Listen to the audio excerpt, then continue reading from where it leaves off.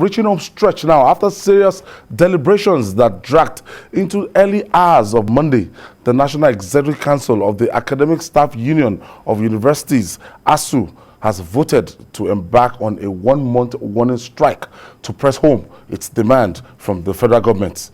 The strike is to allow governments do the needful, or the union will go on an indefinite strike. Let's share the story by TVC News senior correspondent Sharon Ijason with you.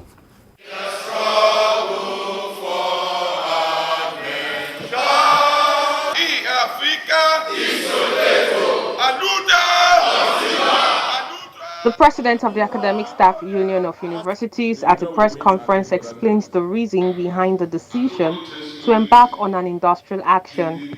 According to him, it's to save Nigeria's university system considering the deteriorating state of the Nigerian universities. Considering the government have failed to fully implement the memorandum of action signed with the Academic Staff Union of University on 23 December 2013, given that the draft report of the negotiation agreement has been submitted for finalization for more than 9 weeks, more than 9 works now, and noting that the forceful payment of ASUU number salary and emolument with integrated payroll and personnel management information system IPs, and non-adoption of the University Transparency and Academic Solution have continued to shortchange our members. NEC therefore resolved to embark on a 4-week rollover total and comprehensive strike beginning from Monday, 14 February 2022, which is today. The demands of the lecturers are the sustainability of the university autonomy, which the union said the introduction of the Integrated Personnel Payroll Information System IPIS for the payment of its emoluments violates. The union seek its replacement with its own University Transparency and Accountability Solution UTAS. Other demands include the endorsement of the renegotiated 2009 ASUU FGN agreement, which it is said was concluded in May 2021, release of the report of visitation panels to federal universities, and distortions in salary payment challenges. We work even on weekends. We work at night. For every lecture, you require no less than 3 hours of preparation. So if you want to treat people like roadside mechanics, you don't treat academics like that. Our work is not gauged by hours of work. The lecturers during the meeting demanded for the funding for revitalization of public universities, earned academic allowance, improved funding of state universities, and promotion arrears.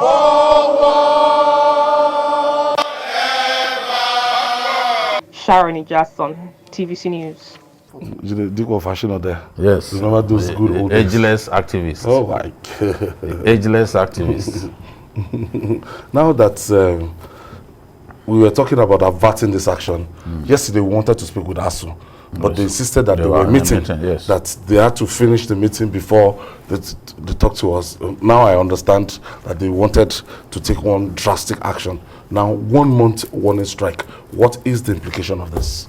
Well, the implication is that by the time if the government fails to respond to this warning strike, then it is an indefinite strike that will follow.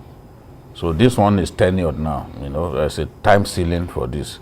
But what could result after this, what could happen after this is an indefinite strike that no one knows when it will end. It will be 6 months. We've seen ASUU go on strike for 6 months in our country. Yeah. So we just hope that reason will prevail, that government will call the ASUU and attempt to solve this problem. Well, we saw all those demands listed. This time around, they are asking for 2. UTAS accept their UTAS in place of IPPIS, and do the renegotiated 2009 agreement, accept it. You set up the committee by yourself. The Mozale Jibri, you told him to go and interface with ASUU. Mozale Jibri came back with feedback, but you are refusing to look at what Mozale Jibri has come up with. Why did you tell the old man to go and do the job in the first place if you will not honor the agreement. So I just hope that somehow we'll be able to avert this strike. The Sultan, the current president, they came in, they spoke with ASUU, they said, don't go on strike. That was back in December. And they said, look, we will go and meet the government on your behalf. Till today, we do not know what transpired.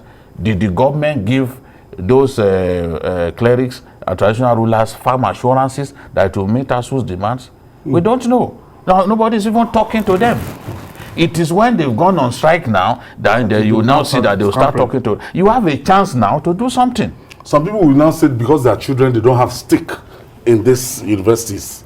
That is why they are kind of laid back, and most public officers can afford to send their children abroad. But that if the government is really serious, that it's time to sit down and solve this problem once and for all. This problem has been on for over a decade, under different ministers, different permanent secretaries, and different members of ASUU. And we don't seem to get anywhere fast. That to me is the danger of the single narrative. Government has made up its mind not to do anything about this. I don't think so. But why have they not done something? It's something I cannot answer. Because it's becoming obvious that we've been here before. And if you are not careful, we'll be here again a few months down the line. But we need to solve this problem one for all. Don't forget there was a time the Nobel laureate said we need to do an emergency on the education sector. That things are that bad. But people seem not to give anything simply because they are not involved or their kids are not involved. That is not why you get a job. You get a job because you want to serve your country in the best way possible. And if the president has trusted you to give you the assignment to oversee any aspect of the education system, your job is to ensure it works. I don't understand. We've been here before 6 months ago, during the height of COVID, remember, we spent two editions talking about this thing. Now we are back here again. The implication in Nigeria is that our kids and students will be grounded. They'll be at home don't let for 1 month. Yes. 1 month. That's what you it know means. the implication. That's what it Idleness. means. That's what it means. Already, COVID took a heavy toll in terms of Over 2 years. the disruption to the academic calendar, you know, and then that strike came. People that want to go and That call strike off, came. people that they need results, you know. So the memorandum of action that you then signed with these people when they called off the strike in December 2020, what has happened? What has happened?